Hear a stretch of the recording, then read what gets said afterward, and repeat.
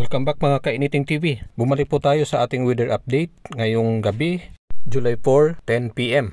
Napansin kasi natin mga Kainiting TV, gamit po itong satellite images na ang dami pong thunderstorm na lumalabas sa western section ng Luzon. Pansinin niyo po sa screen yung lumalabas na puti na parang symbol po ng kuryente. Yun po ay mga kidlat po, ang dami. Kanina po napaulat natin to kanina mga alas 7 ng gabi regarding po sa thunderstorm na ito. Ngayon nandito na po sila sa karagatan po. At tipong ginawa to para po mapaalaalahanan po natin yung ating mga isda dyan sa laot, no? Kasi nakakalat ngayon ang mga thunderstorm, mga kidlat dyan sa karagatan ng Western Luzon. May mga kamag-anak po kayo na mga isda o kapitbahay o kakilala, pakishare po sa kanila na ganito po ang nangyayari dyan sa laot na yan. Mayroon din po sa Lubang Island, sa Coron, Palawan at sa Cagayan Silio Island. Marami